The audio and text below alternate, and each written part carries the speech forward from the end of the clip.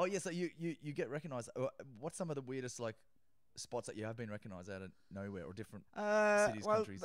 Weirdly, in Toronto, I got recognised for doing Killing a Scully.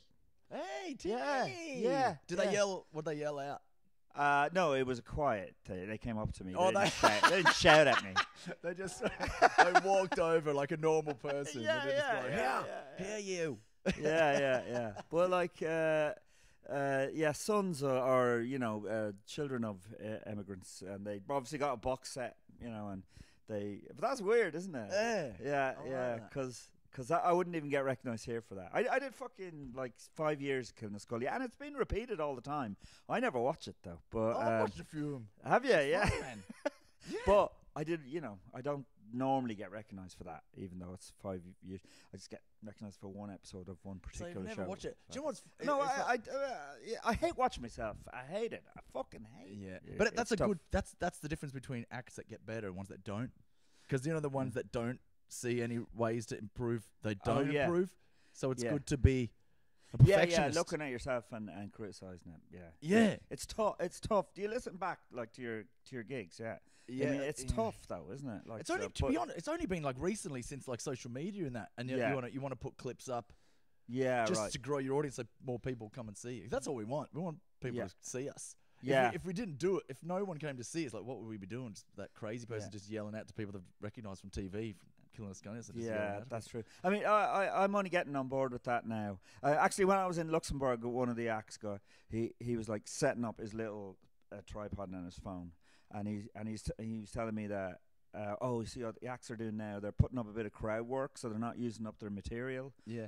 And then some people are deliberately doing a bit of crowd work, so they have it for Instagram. Yeah. They're making crowd work happen. They're like, listen here, buddy. And then they're hoping they get a little heckle or something. Yeah. Sometimes the heckle is funnier than the person. I mean, if you're opening it up. Yeah. Oh yeah, it is. It's the most fun as well, the ad-libbing. Yeah, and do you know what's cool? It's good that you're getting into, or anyone getting into that now is good, because you can film on your phone with like such good quality. I mean, imagine if you were into or like the social media, or like. Yeah, when I started out, you would have had to bring a massive camera, like a camcorder with a VHS tape you slot in. With VHS tape. My dad had one of them for work, and it was a welder, but they would film stuff around the bloody factory, so I'd get to borrow it. And then I just thought it was the coolest thing ever. Walk around and I'd have it on your shoulder with a handle on top. Yeah. The size of a briefcase. Right, And if you made anything, I remember myself and Pat McDonald made a little video, a sketch thing called Dirty Barry. It was just like Dirty Harry. But Dirty Barry. But it was, you feel lucky, punk? Yeah. Make my tea. That was his tagline. But that's a T-shirt. We made it. That should be a T-shirt if that isn't already. Tea. Yeah. Dirty Barry, make my tea. Yeah. That's great. See it all now. Barry's tea. Barry, get a sponsor on board. Yeah. Anyway, we made this sketch. We edited it together, and all we could do with it was call around to people's houses and go, "Do you want to watch our sketch?" That's what YouTube used to be like. Hey, do you want to watch a video we made? Yeah. How do you even get down a rabbit hole? You need a queue of people outside your door with tapes to watch. Yeah. Got some DVDs. Yeah, that would be viral if people were queuing up beside your house. Yeah, viral. Like, everyone come around. Man, the house was packed. There was at least 40 viewers at once. Yeah. That's mad. Like, you could send it into RTE, but they probably wouldn't show it. They wouldn't show it. No, they wouldn't show anything, probably. But you know what I was thinking about this? You can buy ads. Obviously, that's how TV stations, Yeah. What? There was some mates of mine in Melbourne, comics, years ago. There was a deal on with ads or whatever. Someone knew someone. Yeah. So they did sketch comedy. They bought ad break time, 30 seconds. And then they got like 5 slots a week or whatever it was. And they would just do sketches, mad random stuff. And then have that in between an ad for like cleaning stuff and then like insurance. That is pretty good. Isn't that good? I wonder how much an ad on RTE is. That'd be amazing. Probably like, if it's 500, you'd get something. Wouldn't you? Yeah. It depends on what show you were going on after. Yeah. Love Island straight and you just like grinding away on the ground or something. No, but I mean, you get cheaper ads if you were following something that was awful. Yeah, no one's watching. Like in between 2 and 3 a.m., it just cuts into you going, "Are you lonely? Are you?" Yeah, cause it's 2 and 3 in the morning. It's a good idea, though. I mean, that would work in America. They have really local TV stations. Yeah, and cable. I always used to Yeah. see them watching cable and all that. Yeah. Like 1,000 channels and all this sort of stuff. Yeah, and the ads are shit. Like they're like Mattress Mick type people. Yeah. That must do all of that. There would be just sketch shows, and then at the Yeah. end they sell a card. They try Yeah. and sell a card. Yeah. Oh, I found all the ads in America was either like food or drugs, isn't it? Pharmaceutical drugs. Right. Yeah. Isn't Yeah. it? Just shove But this but there's always couches. Couches. just while you're eating your food, taking your drugs. Yeah, people are always buying couches. I don't know why. I mean, I'd say a couch would last me a good 10 years, maybe more. Yeah. But I don't know why. But it's always the guy who owns the place I'm going completely mad. I must be mad. I'm selling these couches for next to nothing. You know. Like how mad can you? Yeah, how mad can you be? It's like you got into this business because you want to sell couches. Yeah. Like, that's not crazy. That's just a good. It's not business crazy. mind.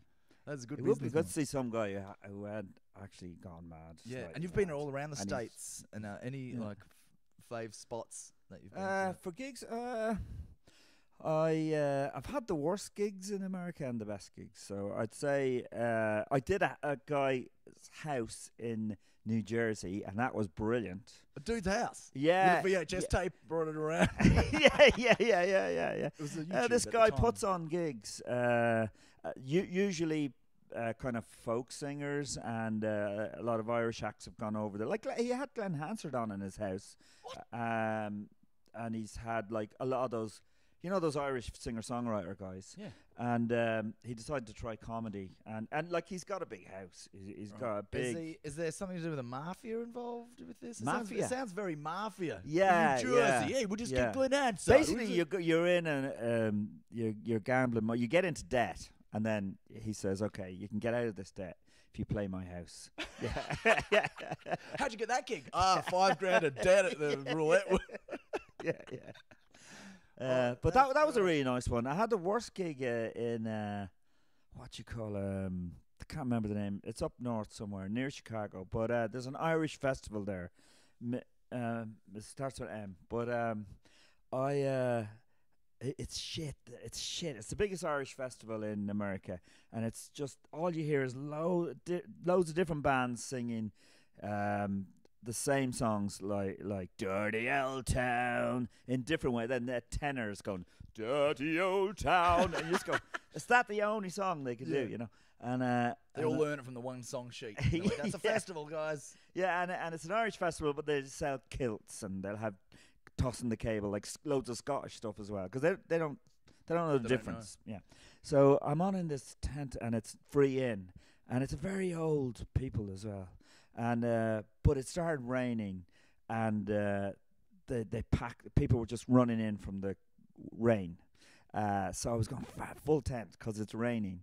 But it was a proper thunderstorm, lightning and everything. And I'm just about to go on, and I got a full tent. And then this old guy goes on with a Mac, and he goes, "I just want to announce that anybody that's in here, we're not covered by insurance if an accident does happen." And half the audience left.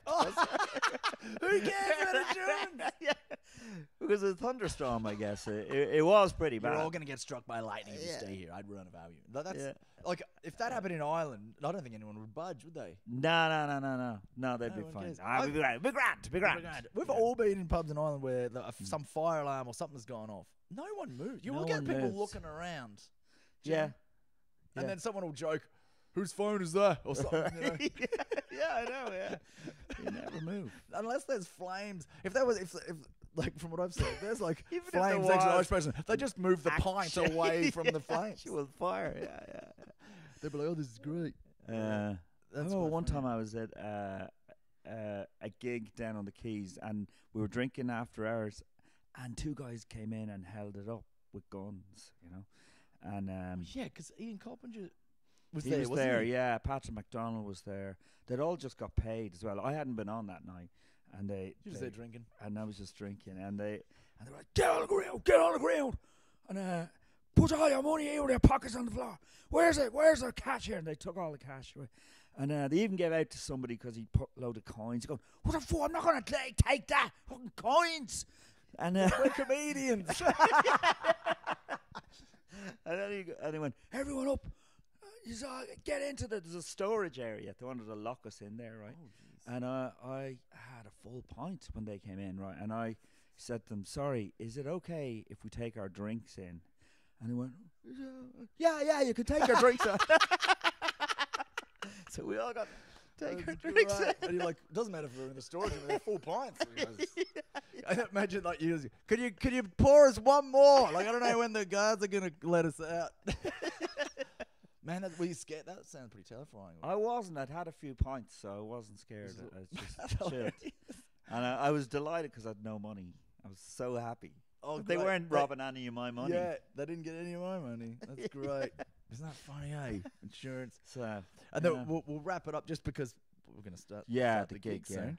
Yeah. And then, so that's one of the worst gigs with the tent when everyone left. Is there any other worst gigs or embarrassing stories? Yeah, I had a gig. Oh, sorry, the worst gig I ever had. Sorry, it was of course, it was a Christmas gig, and it was a Christmas dinner in a hotel in Cavan, and they had seen me support Pat Short in the same hotel, and I'd stormed it, you know. So they go, we'll book you for 2 nights, and I got up. Anyway, I arrived, and it was a big, huge ballroom with like a dance floor in the middle that had no tables or chairs in it, and there was about 4 tables of people all around the edges. So I start off anyway, and it's not great, but there's a table of ladies, I have to say, who just wouldn't stop, just kept talking all the way through. And at one point I said, look, I'll do another 10 minutes, and for that 10 minutes, if you could just not talk for that 10 minutes and then I'll wrap it up, it'll be great, you know? Yeah. So, I started in, and of course they just start nattering away. And I went, okay, then I'm finished. And I start packing up. Someone on another table went, boo, you know?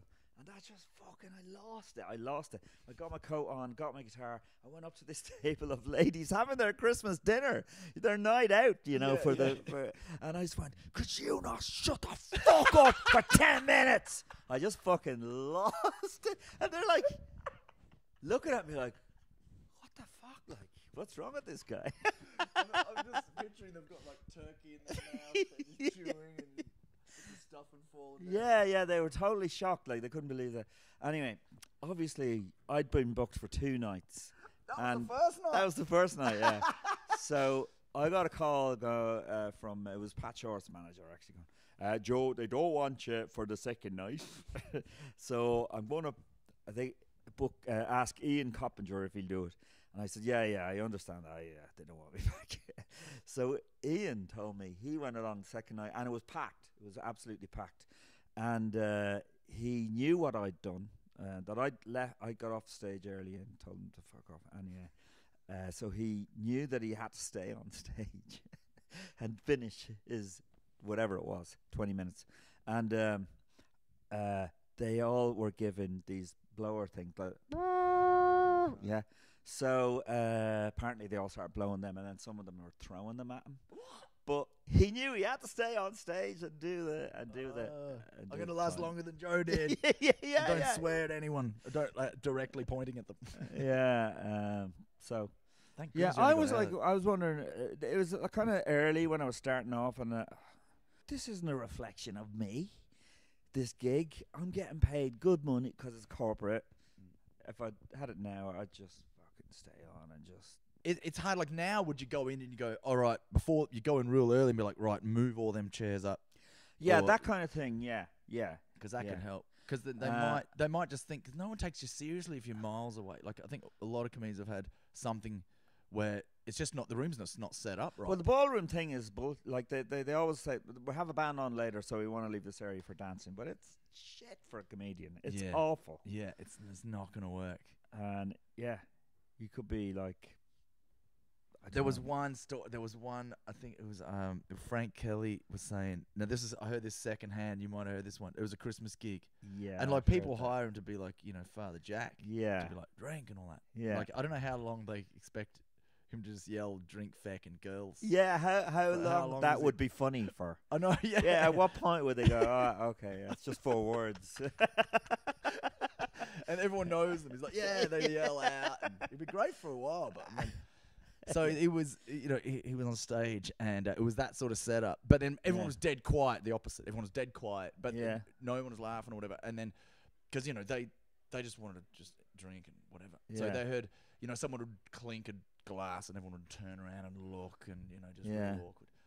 And then he was like, oh, I'm just going to go. And then he got off stage, and there was you know those sort of emergency exit doors with the bars across? Yeah.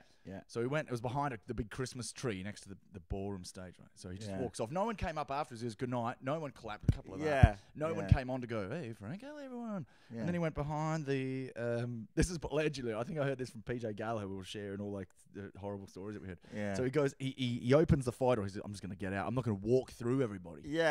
He couldn't open the door. And then he finally did it, but he knocked the Christmas tree over. The big Christmas tree, 10 foot tall. That went down. The alarm went off. So the door's open. He went out. No one's coming up. Everyone's just watching him. He walks across the gravelly car park. It's raining. He gets into his car. He reverses up. He looks over. They're still all looking out at him. He just drove off. That's it, yeah. And you always wanted to get paid. Did you get paid for that gig? I didn't get paid for that gig. That was the worst thing about it. I did another gig in, you know, Thomond Park in Limerick. There's the rugby ground. I got booked to do a gig there, Christmas gig as well, for a big company. And then this other company were having their Christmas do in another room in Thomond Park. And they were like, oh, we heard you're doing this. Could you do our one as well after you do the other one? I went, yeah, sure. I got 2 gigs in the one place, right? So the first one happens, right? And it's just a load of people talking, and they're ignoring me completely. And I went over and turned up the volume on the mixer desk so I'd be louder. That didn't work. And then one of the waiters was going by and he went, "Sorry, I've been told you should turn yourself down." And I was like, oh, yeah, okay, turn right. your set down. Turn yourself down, right? Oh, turn yourself down. You're too loud. Yeah, I'm interrupting the people talking, you know. Yeah, sorry, man. Turn this down into like what? Nothing. Acoustic. So yeah. So I was just ignored, right, for 20 minutes, and then I went, got on my gear, did the other gig, small gig. It was brilliant, you know. They were a lovely little company, and it was all great. I had to come back in to get my coat through the original room, and I bet like 20 different people came up to me and went, "Hi, Joe Rooney, what are you doing here?" And I was afraid to tell them I was actually their entertainment. They didn't even know I was. No, they didn't. You should get up and do a bit. Yeah. I had to turn it down. So, unbelievable, man. That's hilarious. Oh, was it? We're in the same room together. You were up the front. Mate, people are nuts. Yeah. That's hilarious, man. Yeah, love it. Thanks again, man. Thanks for the chat. All right, nice one. I'm looking forward to the gig now. Yeah, same, man. Yeah. So talk to you soon. And if you want more, I've been listening to a lot of Potteroony as well. And I'm loving the. You know when you just walk before and just having the chats. Oh right, yeah.